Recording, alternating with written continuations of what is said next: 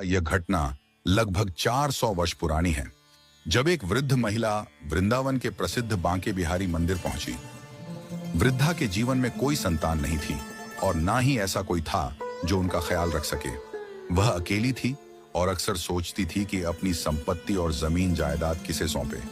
इस गहरी चिंता के साथ वह वृंदावन पहुंची और बांके बिहारी जी के मंदिर में चली गई।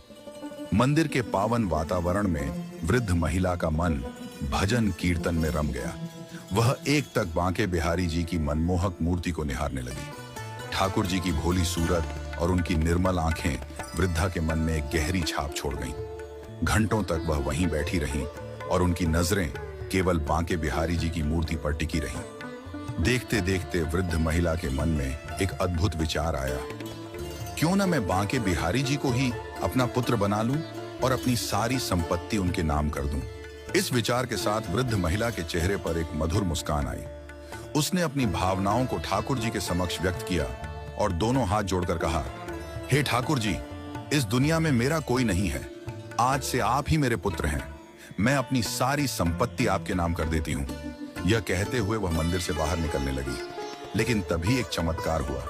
जैसे ही वृद्ध महिला मंदिर के बाहर जाने के लिए मुड़ी, मूर्ति स्वरूप में विराजमान बांके बिहारी जी ने अपना स्थान छोड़ दिया और उस वृद्ध महिला के पीछे पीछे चलने लगे। मंदिर के पुजारियों और वहां उपस्थित भक्तों ने यह दृश्य देखा तो सभी हैरान रह गए।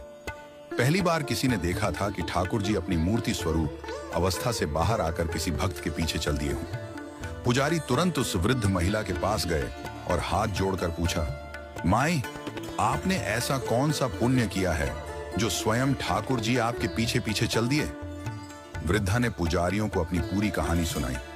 उसने बताया कि कैसे उसने बांके बिहारी जी को अपना पुत्र मानकर अपनी संपत्ति उनके नाम करने का निश्चय किया था। पुजारी यह सुनकर समझ गए कि उस वृद्ध महिला की मातृत्व प्रेम और निश्चल भक्ति ने बांके बिहारी जी को प्रसन्न कर दिया है।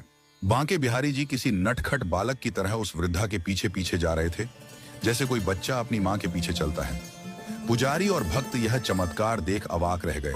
उन्होंने तुरंत भगवान के चरणों में हाथ जोड़कर विनती की, हे प्रभु, कृपा करके आप अपने स्थान पर लौट आइए।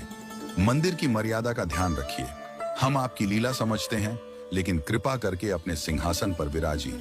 लेकिन ऐसा प्रतीत हो रहा था कि बांके बिहारी जी वृद्ध महिला के साथ जाने का हट कर बैठे थे। बहुत मनाने और विनती करने के बाद बांके बिहारी जी ने अपना स्थान ग्रहण किया और वापस अपनी मूर्ति में विराजमान हो गए। इस चमत्कारिक घटना ने सभी भक्तों और पुजारियों को यह एहसास कराया कि भगवान को किसी वस्तु की आवश्यकता